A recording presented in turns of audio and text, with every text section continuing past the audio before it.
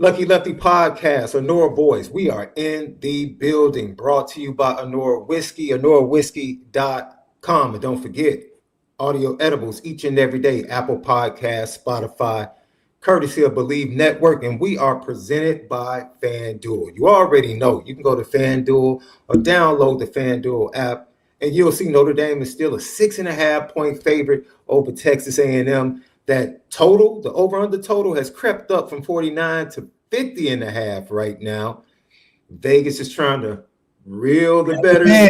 Reel man. Over-under total, but this is even crazy. You want to hear a crazy prop bet? You want to hear some value left? Right now, 29.5 yards for Jaden Greathouse in receiving yards. That 29.5, he can get that in one reception. He can get it in one reception, and that's only going to come when we start letting that ball fly down the field.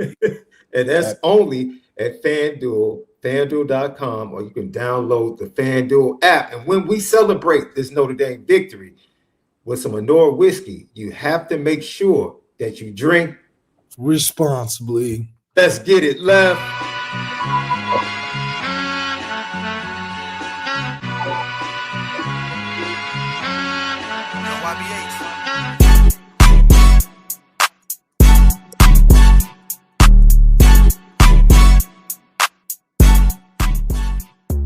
Honora Boys, as Mike's that dude, original Lucky Lefty himself, you're back in familiar territory, down in the soil, South Bend.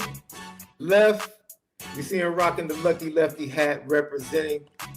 We are brought to you by Bleav Network and presented by FanDuel, home of the misguided passion. Subscribe on YouTube. Make sure you hit the thumbs up. It helps with the views. Leave your comments, questions. We respond to all. We just dropped Behind the Enemy Lines episode this week featuring DJ Burton. He covers the Texas A&M Aggies for Locked On, and also he writes for them on SI. And he covers the Houston Cougars. He covers the Texas Longhorns. He's Mr. Do-It-All in Texas college football. You can go get that episode exclusively on patreon.com/Lucky Lefty Network. Patreon.com/Lucky Lefty Network. We always make sure that we continue to do what, Left? We spin it different. Yes, sir. Hey, man, I don't know if I'm more excited about this game or the fight, bro. I'm going to keep it a buck. That's what I'm saying. It comes right after. It comes right after each other, right? It's the game and right to the fight. That's why the best seat in the house may be at home this weekend, people. Because I don't think you're going to beat that traffic for that fight. Come on. Now, you know what would be super dope? After the game, if they put the Netflix seed on the Jumbotron in the stadium for the fans. That'll be crazy. That's next level now. Only if we win. Only if we win. Of course, only if we win. So, hey, before we start to make our closing arguments for this game, we've been talking about it for 2 weeks now. Like, the anxiety is at an all-time high for the fan base. And you didn't get a chance to give your prediction last night, Left. I gave my prediction. I said 31-23 Notre Dame. That was my prediction. So I'll let you simmer on yours. But we have a special guest, that sits with you there in the bin. So let's talk about some of the things that you're going to be doing this weekend and introduce our special guest. You're going to be doing some stuff with Holtz Heroes, and that's right. Hope you get Reg and Oscar. So talk to us about your special guest and what you're going to be doing this weekend in the bin. But right here we have one of the most special guests, Jersey City Council member candidate Ira, the man with the plan. I mean, he's doing it big in all so many phases, and his contributions to helping Notre Dame, future Notre Dame students, like the ones he's giving tickets to come to the game. Super exciting stuff because you want to build that future and pay it forward for those future leaders of tomorrow. My guy Ira's doing it. Wants to talk a little bit more about it. And we got our Minister Jones coming in a little later, talking about how the connection has made the community a lot stronger. Yeah, well, first off, thanks for having me on. Do want to do a quick little shout out, one, to Notre Dame, the university, Ty Willingham back in the day who recruited me, and my boy Ryan Grant and Justin Tuck who hosted me on my visit way back in the day. So some roots here, some history here. Shout out to the Fighting Irish. Always happy to be back in town. But yeah, I mean, for the last 6-7 years now, I've been working really closely with a lot of Notre Dame alumni. We work closely with Hostess Heroes, and the important part is giving back. So I'm somebody that's in the community out in Jersey City. I've been running youth programs now for the past 15 years. So we do everything from mentorship to financial literacy, entrepreneurship. So we take these kids and we do internships, etc. But we exposure, and take in, especially when you're dealing with kids that don't necessarily get that type of exposure and those opportunities.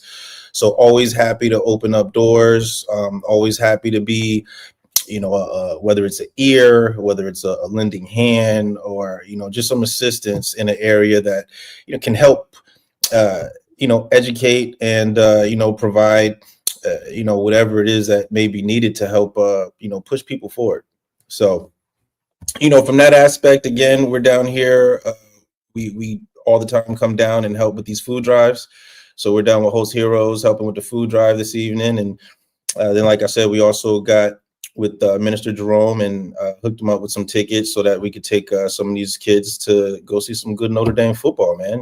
Just get some inspiration out there. Hopefully I'll pull out the victory. That's right. I mean, we definitely going to pull it out like we always do because we're good at what we do, man. And one of the things, too, is that these food drives. So not only do we hand out butt whoopings every Saturday, we're handing out free food on every Friday under Host Heroes because we're a very giving sort of program. And I love to see the involvement of alumni players, non-players, and players be involved in something like this.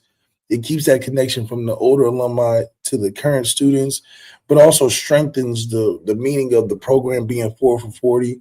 So, everybody wins in a situation like this, and then we get to top it off with a victory against Texas A&M later.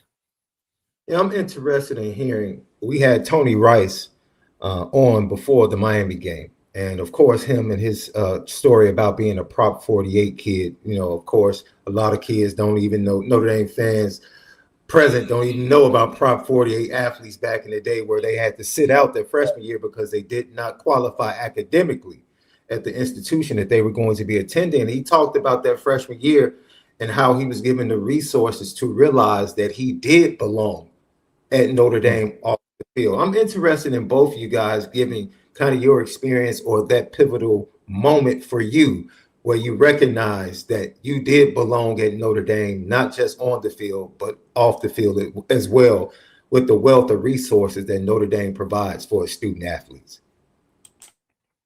Yeah, Notre Dame's one of the few places where you have to fail. I mean, you have to try to fail because there's an ample amount of things that they want you to encourage yourself with. They're not going to necessarily spoon feed you or hold your hand through things, but they're going to provide you the options to make the decision if you want to progress or stay in the same place. The thing also that Notre Dame does is present challenges. So every day you're either getting better or worse, and Notre Dame does a great job of presenting that goal of the day. So I do think that it's really awesome to see a lot of preparing that the school does for you and the giving back that they truly care about the total athlete or the student athlete that comes through here. It's not just a transactional thing. You come play football, we pay for some books. They're trying to truly give you a full gamut of service as a service leader, athletics at its highest and most elite, and then just the everyday being a grown-up. I think that's what this place provides, a little different than other places. Not only is the competition from peers a real-life example, but also just the amount of workload that you get and time management that you develop being at a place like this, because there's not a lot of down days. This is a come, get prepared, get everything you can, and then go to the next level. And I guess I'll chime in. Remember, my story is a little different. So I did take the visit, and I almost went to Notre Dame, but I did go to the Ohio State University. I will mention, since we are on the subject of Notre Dame, I mentioned last, at least 6 years or so, I've been working really closely with a lot of Notre Dame alumni. And even just over the years, I've kept in touch. Like Tuck is a guy I run into every now and again, especially we both work in the finance realm. But with that, I would say consistently, a lot of the Notre Dame men and even women that I work with, consummate professionals and good people, especially when you talk about the fact that this is a university that does lead with religion and strengthening those spiritual cords. It's a situation where, again, most of the people I run into, they're people that are concerned with people. So when we're going out and we're doing these youth initiatives, or we're doing these food drives, or we're helping out people that need a lending hand, overall, I always find, the Notre Dame alumni that are coming down, it's almost like they're purpose driven, as opposed to like, hey, I have a task to complete, I'm gonna do it, or we're gonna make some money here, or, there's always a deeper purpose behind what they do. So, I can definitely speak to that. And again, it's been years now. So, part of the reason is because I love doing it. I'm a person, again, I give back to the community. And, being with people that are, again, consummate professionals, number one. If you've ever been out in life dealing with somebody that isn't a professional versus that is, what the differences are. And then again, somebody that's actually purpose driven and that's leading with something deeper than themselves. So that's my experience with Notre Dame. You know what? As much as Malik represents Ohio, it's okay. It's okay that Ohio State do. You know what I mean? Marcus is a buddy of mine, so yeah. Marcus Freeman, man, he's Ohio State. The Ohio State connection is paying dividends for us. We have no problem. There you go. That's right. It's just a revolving door. Everybody eats off. Lucky Lefty podcast. So you guys talk about philanthropy. You mentioned we had a promotion for Justin Tuck's events he had recently in New York, I believe, over the spring, where he was raising money, and him and his wife, and how, man, they do an incredible job with their philanthropy. Councilman, I want to know for you where we are now in society. You talk about giving an opportunity to young people to experience something like a Notre Dame football game and exposing them to things outside of their normal climate or normal environment. For me, I would have never become a Notre Dame football fan if someone didn't give my grandfather tickets because of a job he did. And I was sitting on his lap in Notre Dame Stadium at the age of 3. And next thing you know, I'm a Notre Dame fan for life. So like what you guys are doing this weekend is absolutely amazing, and special. The opportunity you're giving young people to be exposed to such a great environment and a great fan base. But outside of that, what work do you see yourself really wanting to get into to really bring change and impact to the younger generation, particularly in your area? Yeah, no, it's a great question. And it's why I'm currently running for council now. So like I said, I've been doing youth groups. I've been doing mentorship 15 years now. So this isn't something new as far as the work. I was approached and asked to run with Mayor Massab Ali, Mayor candidate Massab Ali. And the first thing I thought was, why? I thought it was kind of great. Like run for count. Like I didn't even understand, everything that it entailed or why I would want to get into politics. But I started doing my research. I started talking to family, and more, it started to become, why not? And when I saw the resources that were available and the actual decision making, where when you say like affect change, like, oh, these are the change makers, these are the actual people that decides where the money goes and what programs get funded and these sorts of things, I thought, oh, truth be told, I've been doing this work for so long, and I kind of wish that somebody could just pay me. I would just do it if somebody could pay me to do it. I do it anyway. So yeah, it became like, yeah, of course I want to do this, and of course I'm going to go hard for this. So once I figured that out, then it was just all in, and it's been all in. The elections are on November 4th. I'm outside. You go in Jersey City. Ira Guilford is outside. So with that being said, you mentioned your grandfather bringing you to a game when you were younger. And at this point we're in, because even before that, you asked kind of about like the climate, what we're in. It's so important today to be able to provide these opportunities because of the world we live in. You look at the fact that technology thinks for us now. When you look at the fact that these kids, they have everything that they need to not do anything. They don't have to think. They don't have to, do their homework. They don't have to talk and socialize to people. They can sit down with their phone and live whatever virtual life they want to live, and they can be fine with it, And I think it's a problem all the way through even the school systems where expectations have dropped.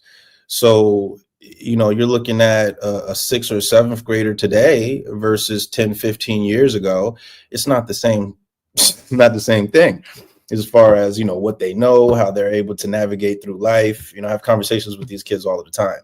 So I think that right now it's critical that we pay attention to education and development of these coming generations, because the information age has accelerated so fast, and we have gone light years beyond 20 years ago, as far as what society entails, the technology, etc. So to not get lost in the sauce, you got to be a person, and you got to get down in the trenches, and you got to show them, because if you don't, then y'all saw iRobot or whatever, insert movie here. So or insert team. If we don't come out and take care of business, insert team, and what we like to tend to let teams do when we let them hang around all day, we got to go and finish the job early. And so I'm super excited about tying it always back to Notre Dame football, what we got to do. He's absolutely right. So I think being busy and being a unit is important. And, it's funny how things in life fall all in together. So what we think we may be talking football, we could be talking city council. Well, it's all life is literally connective tissue, bro. Sports, life, music, art, it all connects in some way, form, or fashion. And you know what I do and have done, Left.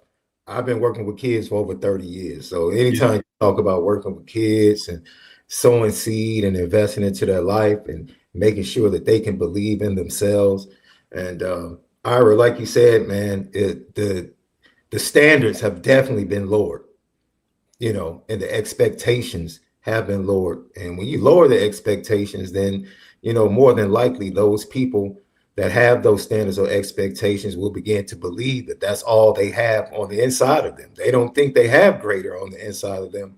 And they need people like you guys and the efforts. And hopefully, I come into agreement that God's purpose and will be done in your life, in this race, and that, the best is still yet to come for you and everyone's lives that you're going to impact. I truly believe that.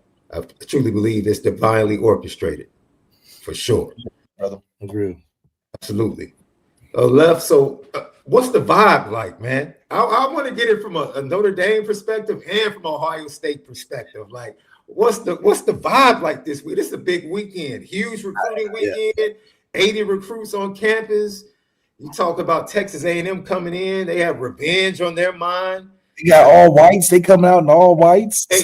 Glacial white is sweet too, with the script Aggies helmet. Look, they trying to come in and do the damn thing. But the thing is, the energy is incredible. Not only when you come back to Notre Dame, it's a nostalgic feel. It's the fact that when you come on this campus, you feel like this is the experience that you go to college football for. So the energy is here from the fans, from the students, from the other team coming. I know they're bringing energy. It's a great weekend to have all the things that are happening. You have all the recruits here that get to see the peak of what Notre Dame looks like at a high level against a good team. I mean, this is, like you said, a big weekend from the fact that it's competitive. A lot of things are going on, but for us to be able to play at a high level with all these things included, I mean, it's just a special moment to start the year at home the right way. I think we're feeling a little bit of go ahead. I'm sorry. Go ahead. Yeah, no, from the OSU perspective, as a visitor, we can't talk bad about them. Yeah, as a visitor coming down for the weekend, I was here in the spring, and we're at the same place, so I'm like right across from Graham Hall, and we came here in the spring. So it's college football, man. So like when you get down here, and the energy is just buzzing. You could just see the people walking around. You see it in their faces, like everybody's like ready, for this thing. And as a guy that used to play and is just coming back to campus, it's you almost get like almost like goosebumps, because it's like you can feel the energy, like it's coming. And it's just exciting, man. It's exciting to be around, all these young faces and, people just excited for some football, man. Yeah, they're all mature. They're all mature young adults that it's Friday night and they telling us they got to go study. So, you're in a different place here.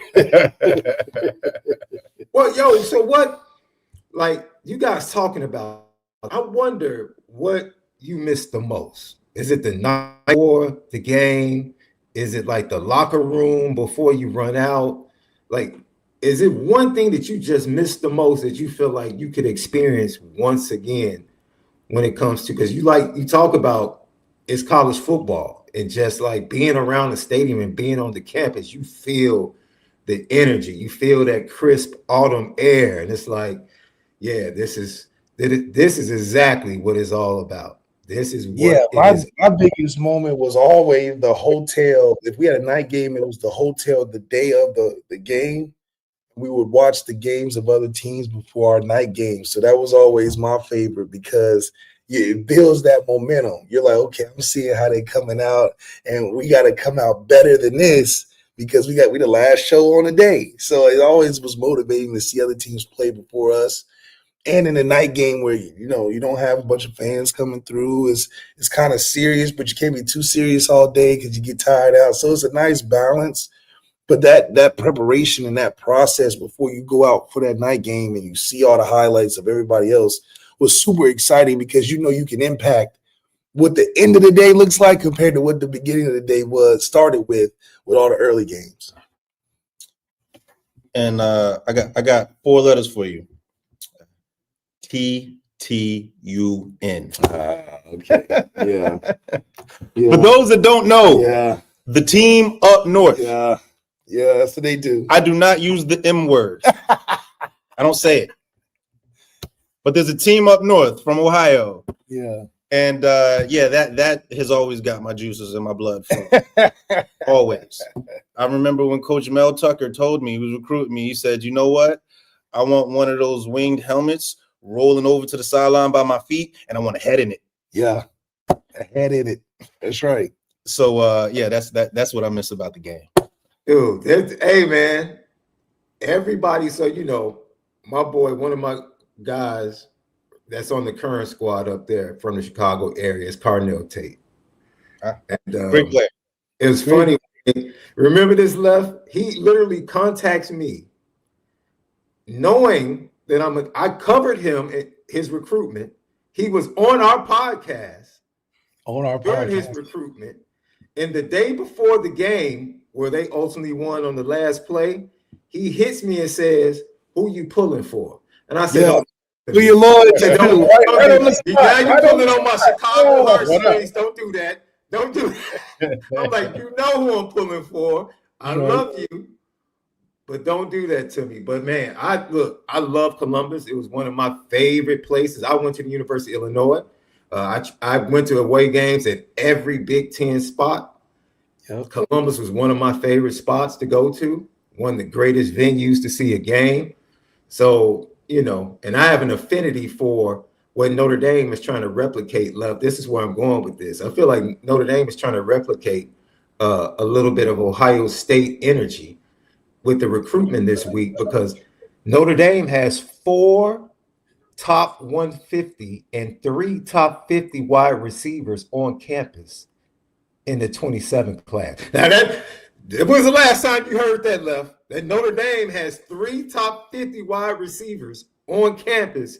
Are they driving by? Or are they taking a visit? You know, are they stopping by because we got a game? Or we getting better? No. Well, you know a couple. You know, you got Marshawn. Well, look, it's basically a Notre Dame Ohio State battle for Marshawn sales out of that's fine. That's what it comes down to. We're gonna have to fight off. He's gonna have to pay off Brian Hartline or something and tell him to leave Marshawn alone. Like, that's right. Leave him alone. Let him come to South Bend. Let him stay in Indiana. Then you got Quentin Burrell from Chicago and AJ Roberts from North Carolina, big time wide receiver. So and then Julius Jones Jr., who is Notre Dame legacy. Indy legacy. That's what we like. Out of Florida. You know, he's in town. So that's something that you hear from Ohio State on recruiting weekends, you know, and Notre Dame is trying to replicate that. Before we get out of here, I'm very interested in hearing. I'm going to speak it into existence. I just want to call them councilmen already. You know, that's just how I am. You know me. I speak it, and I believe what I speak is going to manifest. Right. So, councilmen, there is a lot of thought process around legislation within college football and how the powers that be are not quite happy with how the players have taken the power with NIL, and they're trying to use legislation and to put a cap on the possibilities of their earnings. Right. Speaking to that, but also speaking to how you want to use legislation to open up the possibilities for less fortunate or underprivileged people, you know, back in New Jersey. How do you see future legislation while yourself and the mayor moving forward being impactful? And, you know, how do you envision yourself? What do you think you're going to bring to the table as far as your creativity and your mindset towards what needs to be done? Because I think we need to start thinking outside the box of and beyond what's already been done. Like what has not been done that we need to delve into? Yeah, and I think that's first off a very important question, because when we dive into this NIL stuff, I mentioned earlier I work in finance. So specifically, I work with a lot of student athletes, and we work in NIL cases. So we start with literacy. You know, first off, let's talk about money. You know, let's talk about your relationship with money, and let's discuss why we should have some sort of plan. You know, so we go by case studies. So let's talk about some of your favorite athletes. Let's talk about their stories. You know, I got some horror stories and I have some great stories. Let's go through them, you know, and then let's reverse engineer as to why one versus the other. So once we start with the literacy and the education, we set a plan. You know, I help these guys set up their portfolios, you know, from a risk assessment standpoint, understanding what can go wrong, let's protect against it, and how do I grow? You know, I was like, I'm getting this income. How do I take care of it? How do I grow this pot? So, you know, that's what I help kids with. And the last few years, the conversation around it that I've been having with people is, truth be told, we're in the wild, wild west right now. You know, as far as NIL goes, it's kind of like anything goes. And, you know, getting back into these case studies, you see situations where guys are getting screwed over. You know, sometimes they make the news, sometimes they don't. And then you hear stories of just these, you know, astronomical numbers that college kids are just not privy to just a few years back.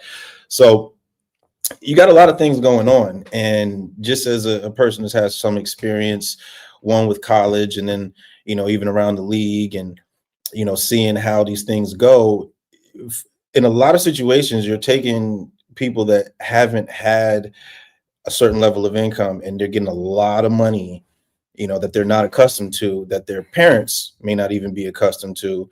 And now you're expected to make sound financial decisions when, one, you've never handled this sort of money.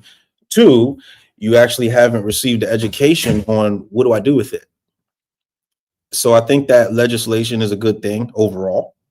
I think that we should have some legislation because, again, we could look at situations where guys that just don't have the knowledge or the backing that are getting taken advantage of. At the same time, the people that are making the laws that are bringing this legislation down are the same people that have been taking advantage of the fact that there wasn't any legislation. So how did we even get here? We got here because free labor. Guys getting rich off of guys that are physically putting their bodies on the line to put on a product for people. So, ultimately, when you look at it, guys are kind of getting taken advantage of the whole way. So now we're at a situation where, like you said, players are starting to take back the power, and the people that run the system are putting legislation because, you guys are starting to get paid. You guys are having a lot of power. You guys are going to whatever school you want to. So, it's financial, but ultimately it's a power game. So with the legislation, I just want the legislation to be in the favor of the players being able to protect themselves. And from an educational standpoint, I think that needs to be put in a much bigger spotlight than it has been, because you need to make informed decisions. You just need to. Rashawn Gary, who went to a terrible school, but he's a great guy. Terrible school. I agree. He decided that he wanted to represent himself when he got into the NFL. But he prepared himself. One, he's always been a brilliant kid. He's from Jersey. I know him a little bit. But he decided that I'm going to understand this from a intricate level before I go and sign these contracts, or before I go and I get representation and don't pay attention to these contracts. I'm going to understand them. I'm going to understand what the implications of all these things mean. And I think that when he did that, some people started opening up their eyes as to, it's actually a good thing to be informed. So I think that's where we start in informing the kids and having the kids be interested in being informed, because I think part of the issue is that it just wasn't looked at as important. It's like, hey, I'll get an agent, my agent will take care of it type of deal. And, you can't tell you how many stories of guys, again, getting taken advantage of because they're just not paying attention. So with the laws and the rules, I think there should be some rails and guidelines on, how these deals are made. And even within the deals that are made, what's the exit strategies behind them, these sorts of things. I do think legislation needs to come down, but overall, like I said, I'm always going to be player first.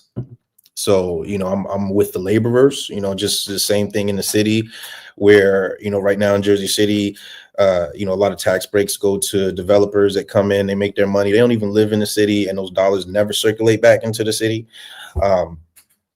I'm for the people first, so I think we need to develop. I think we need to build and do all of these things, but we need to do it responsibly, and we need to do it with the people in mind.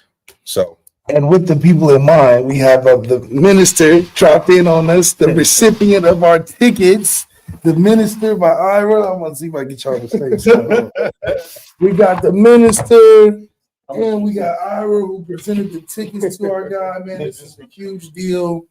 We love giving back. Minister Jerome, can you tell us a little bit about yourself and how this has been helpful for you? Yeah, this is awesome stuff. And so this is my little sister. She is also going to the game with us. I am a diehard Notre Dame fan. Let me start off by saying that. Go Irish. Down with blue. Anyway, so I am graduated from Indiana University with a dual bachelor's. I am now the youth minister at Life Changers Church in South Bend, Indiana. At the ripe age of 25, I have a group of about 25 to 45 students any given Sunday. And we teach Bible hard, but there's also rewards that go with Bible, one being that you never know when something amazing might happen. Basically getting a text this week asking if I wanted to go to the game. And of course I said yes. So thank you guys for that. I was actually looking at tickets for myself, but it worked out. So, the Lord right there. That's the Lord. Alignment. So yes, we really We really appreciate you guys. What is it like? I'm very interested because I'll being a PK, Mhm. and I'll never forget, man, this was the funniest thing in the world. I'll never forget, I never missed, I think I missed 2 Sundays in my entire life before I went to college. And I think I had the mumps those 2 Sundays. So it was because of illness. And I never forget my first Sunday on campus and waking up realizing nobody's here to make me go to church. Like, yo, I don't think I'm going to go. Yeah. But having that, transition that young people have to go through to hold on to their foundational truths as challenged by outside forces.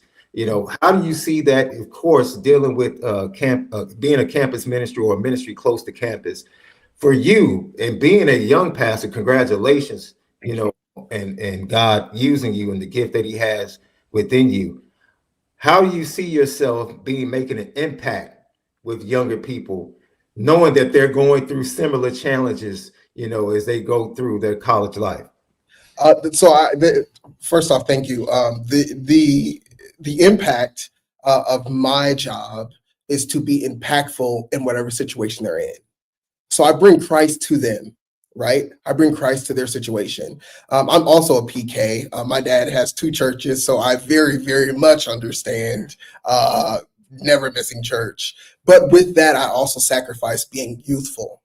So I have to understand basically that we come from 2 different experiences. We have 2 different, a lot of times with them, I don't really relate to the slang and all that stuff, because if it ain't speaking in tongues and it ain't in First Chronicles, I have no clue what you're talking about. But learning to be relatable. Now, I'm not as saved, as my father is by any stretch of the imagination. But my God, I found out that my God relates to me in college as well. It related to me when I was going to parties on Friday night. It related to me when I was going to parties on Saturday. And I went to IU, so we just got good at football last year. So, I was in the world, if you will, just to make it through a Saturday. But to be able to now kind of relate to them in an aspect, especially with outside of this campus, outside of where University of Notre Dame is, where a lot of our churches is on the north side of South Bend, there's a lot of things going wrong in that community.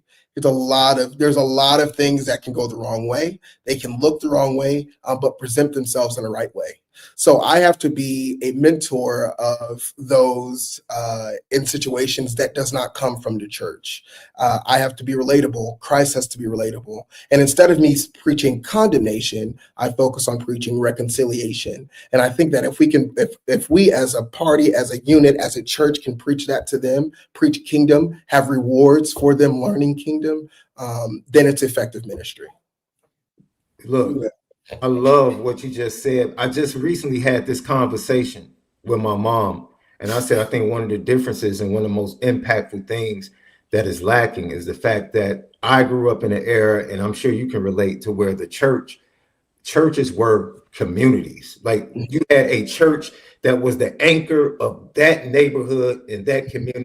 And if you went to the next neighborhood, there was another ministry that was the anchor of that particular community. And I don't know if we have necessarily community churches anymore that people within the community can depend on, not just spiritually, but also naturally. And so for you to speak about, that community that you're in and the need that community has, man, it makes my heart feel really good, because literally I just had that conversation that returns back to the world, that we understand our connection that we have to the communities that we're in and the need that they have for us. Absolutely. Look, the 2 ministers, I'm telling you, when it comes together, me, I can talk God all day, bro. God in Notre Dame, I can talk all day. That's right. So we wanted to appreciate the minister, man. The minister does so much for the communities and has blessed us, and we want to make sure he has a great experience with everybody he's bringing to the game. He brought his sister. She looks super excited about Texas A&M going crazy. So, it's one of those things where we always give back, and it's a circle of life that we seem to find a small world that we all do the same things, apparently. So, Minister, what's the prediction for tomorrow? What you predicting, a blowout? What are you predicting? Here's the thing. After Miami last week, right? It was a heartbreaker for me. It was a heartbreaker, but they pulled through. I mean, I was impressed. I was like, well, this ain't gonna end good, and they came back. So here's the thing. I don't like to use the word hate because that's not the right thing to do, right? But I hate Texas A&M. I hate them with every fiber of my being. I hate the Aggies so much. They get that little pretty little ring that they get when you graduate. Just stupid stuff. Okay, just stupid stuff. So I'm predicting that Notre Dame's gonna at least win by 2 touchdowns. They got to prove a point after last week. Come on now. I'm feeling that 2 touchdowns. That's right. That's right. I like I'm saying too. I'm like saying that. this 34-24. We win by 10, but we come back in the second half. I'm cool with that. 34-24. Because I think we're going to be eating a lot of hot dogs or something. I'll pay attention in the second half, though. That's right. That's right. But SD, we got to get the Julio. Hey, make sure you tell my brother Julio I said what's up. The barber to all Notre Dame former and current players. He's that dude. He cuts me up every time I'm in South Bend. Hey, so anytime you're in the Bend, Julio Cuts is the place to be. Check him out. Left, did you give your prediction? You said 34-24? 34-24. Texas A&M going down. We're going to have a good day, man. I'm jealous of the Letterman jacket. I'm keeping it above. Hey, listen, hard work, get one of these. I'm telling you. I feel like you could have been in the Rudy movie wearing that. Yeah, that's right. Man, but shout out to Jersey City Councilman Ira. Yeah, Minister Jerome got his sister. Hey, everybody's here, man. We're here for Notre Dame, Texas A&M. Hey, greatly appreciate our special guest, Minister Jerome. And Councilman, I'm going to say it, Councilman Ira. Soon. Councilman Ira. All right. Appreciate you guys. Left, tap in, bro. We'll see you. Yes, sir. So, ladies and gentlemen, that was Malik tapping in from the Bend. Man, we had great guests, Councilman Ira, good friend of head coach Marcus Freeman, former player at Ohio State, doing work with Holt's Heroes this weekend, great philanthropy work, doing everything. He has connections with a lot of former Notre Dame players, including Justin Tuck and his wonderful wife and the work they're doing up in the Northeast. And then Left was talking about his interaction with former players and the recruits on the ground and how the energy around the campus is absolutely magnetic this weekend. And then one of the winners from Life Changers Ministries in North South Bend, Minister Jerome and his sister. Congratulations on winning those tickets to the game. Enjoy yourself, and hopefully that blowout you guys were talking about is something that manifests for all of us to be able to experience on tomorrow. So before we get out of here, I do want to give you guys some content. I talked to several young men before they got to campus and even as they were walking around campus on today. And Devin Robinson talked about being excited to be there, being excited to reestablish communication with the coaches. His dad, very interestingly, this is the 6'3", 300-pound defensive tackle out of Mississippi, Notre Dame dream school for the young man. He talked about how that when he started preparation for his senior season, his dad took over communication. Or for his junior season, I'm sorry, his dad took over communication. So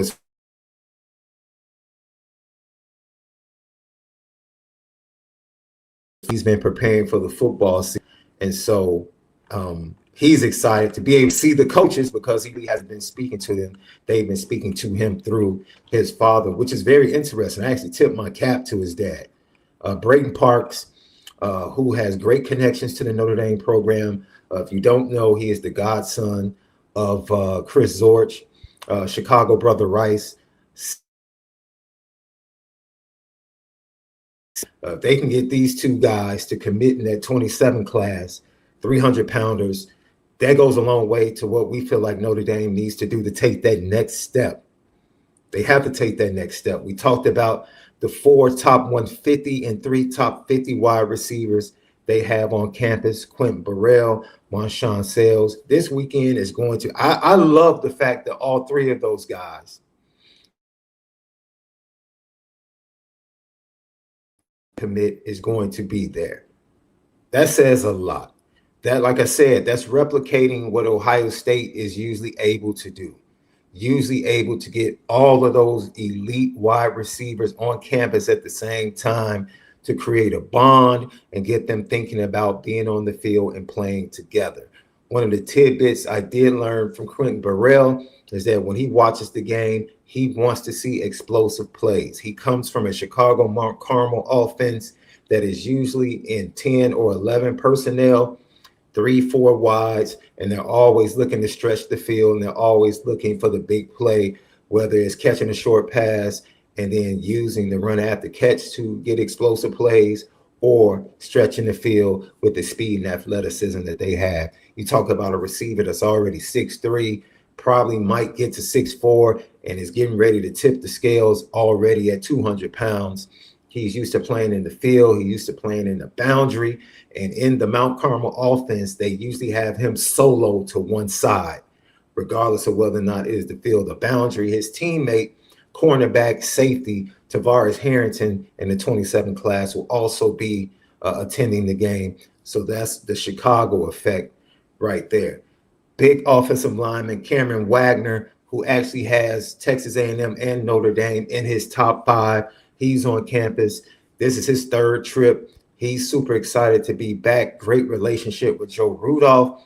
And quite honestly, he said forward to seeing how dominant the offensive line for Notre Dame can be. So hopefully that's what he sees on Saturday night. We can go to the defensive backs. I talked to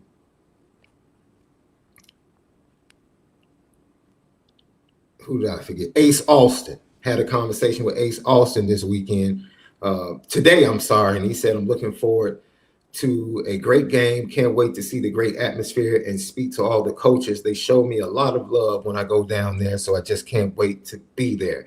That is Ace Austin, big-time defensive back recruit in the 27 class. Xavier Hassan is another big-time recruit, and Joshua Dobson. They have a really good relationship. Ace Austin is out of Ohio.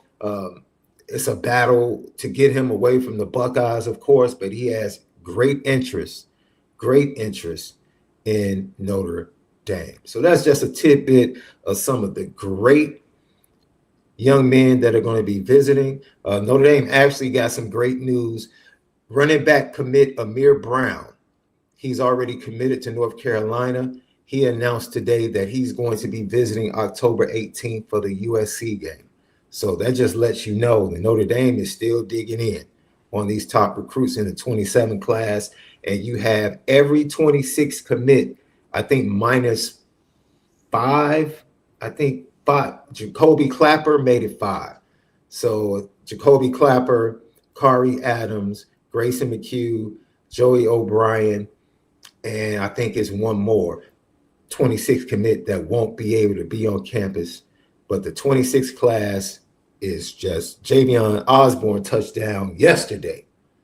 So they are ready to recruit. And this is the thing. I talked to Aiden Pouncey. It's a 26 cornerback commit. And I never thought about this, Irish fans.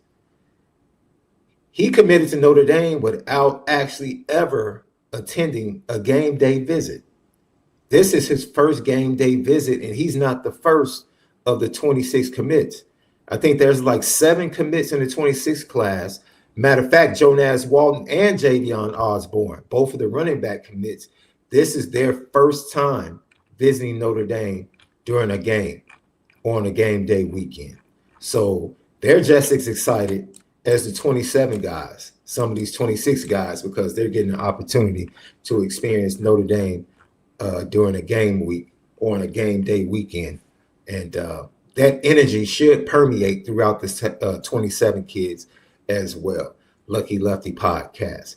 Before we get out of here, I do want to preview Behind Enemy Lines. That is an exclusive each and every week where we talk to someone that covers the opposing team, and it is posted on Bleav Network on the audio side, Apple Podcasts and Spotify. You can go download it there, or you can go check out the video over on patreon.com/Lucky Lefty. This year, we're giving you 5 5 shows. We're giving you the recruiting roundup, Prep Star Notre Dame recruiting. We're giving you behind enemy lines. We're giving you players only. We're giving you 4 for 40 with Reggie Brooks. And Malik is going to have his film breakdown each and every week. And I'll have recruiting interviews sporadically popping up whenever I record them. So go over to patreon.com right now. It's just $5 a month. Just $5 a month. You get access to all 5 of those shows and a lot more. It's great value. Patreon.com/Lucky Lefty Network. And so today I had DJ Burton from Locked On Aggies. That dropped today, the interview I had with him. I'm just going to play a couple of snippets. He talked about Texas A&M and their run defense struggling and why it struggled the last season and a half. This is what he had to say. This is from the Behind Enemy Lines with DJ Burton, Locked On Aggies. This is what he had to say about that.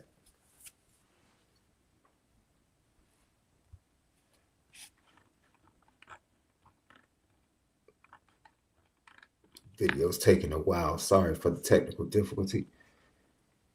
See if I need to bring it up again.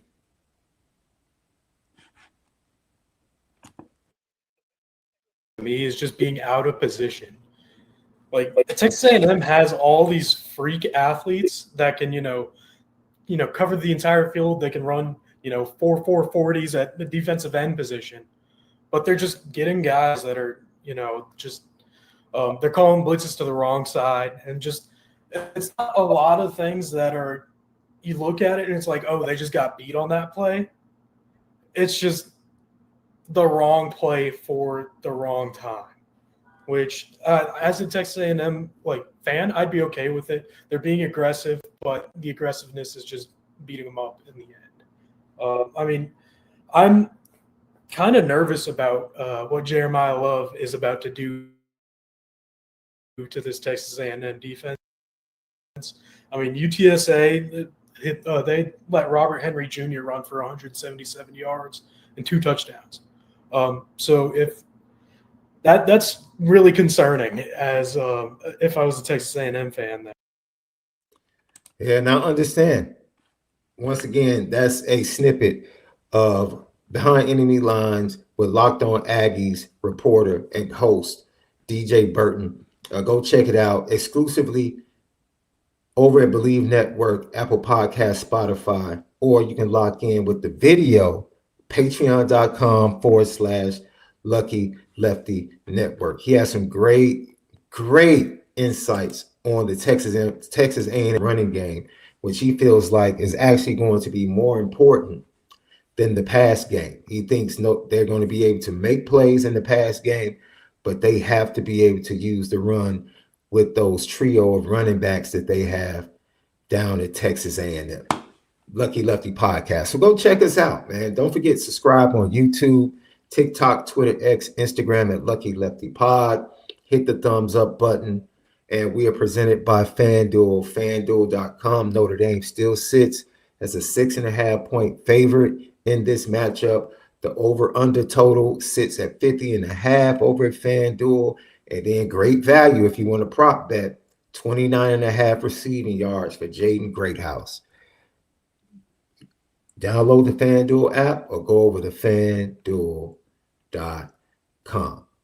All right, guys, so Malik gave you his 10-point, 34-24 is his prediction. I said 31-23 last night.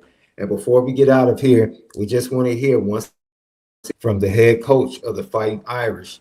He has some very poignant comments about the expectations that he has of his defense.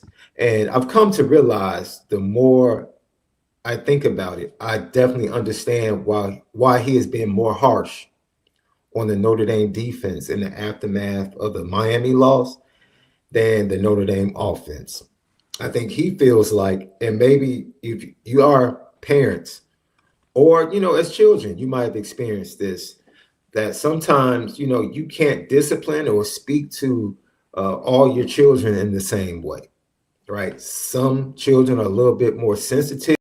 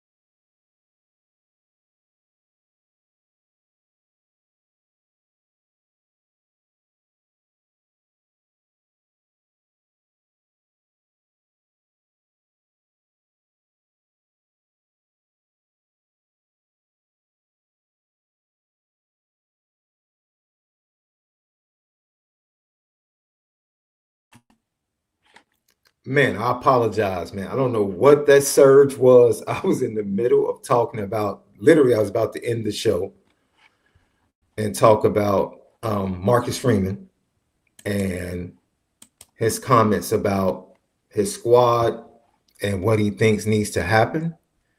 And more importantly, the need for practice that they had. Thank you for all of you that actually stuck around. I don't know what happened. I just had a surge, internet went down, and thank God it popped right back in. This is what he said about expecting Drake Bowen, your captain and middle linebacker, to step up and be much better against Texas A&M. He expects to see the best out of Drake Bowen in this prime time matchup. Drake would be the first one to say that he didn't perform at the level he has for himself. Drake has been a guy that has constantly improved from the minute he stepped on campus till now. He is really good, and he's improved tremendously. And it helps with having a guy like J.D. Bertrand to learn from, and Jack Kaiser, and he's the leader. He's the captain. He's the vocal leader. He's always going to want to play better. That's who he is. He is a perfectionist, and he will. He will, because he works tirelessly at it. Like, Drake's a guy that invests in improving as much as anybody in our program. Yeah. Look, there's a need for him to play well tomorrow. It just flat out is. There's a need for him to play well, especially against the run.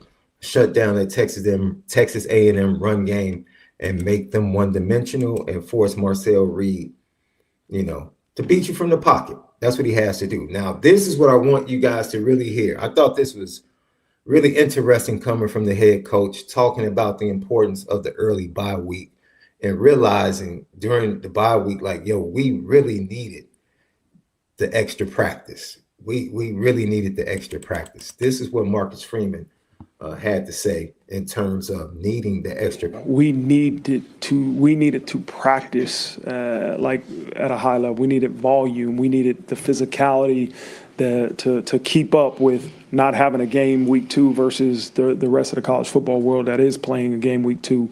Now, as you talk, we got another bye week later in the season. We'll have to evaluate, okay, what does this team need after week 6 in terms of those 2 or 3 practices that you have during a bye week. Another thing that dictates is we played on a Sunday.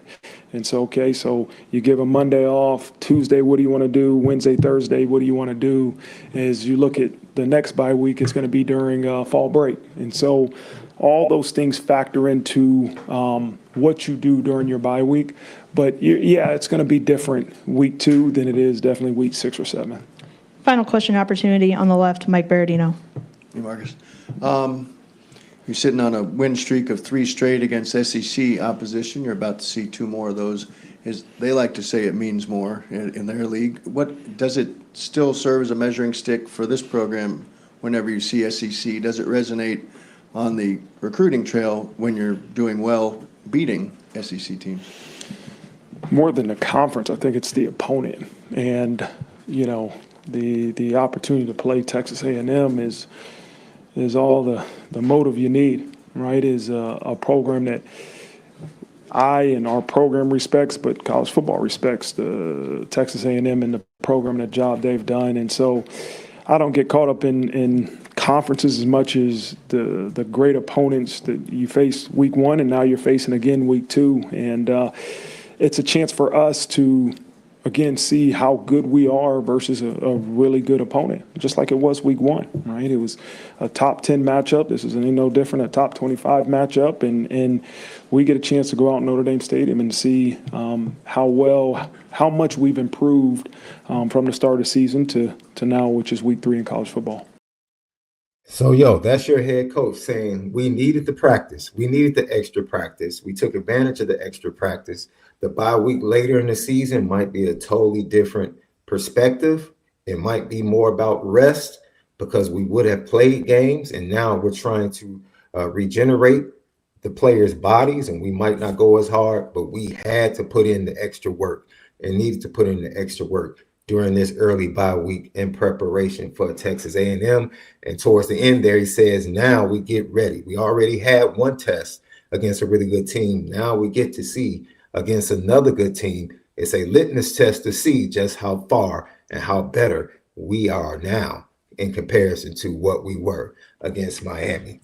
Notre Dame, Texas A&M, 7:30 p.m. kickoff. We get to see who's going to get it done.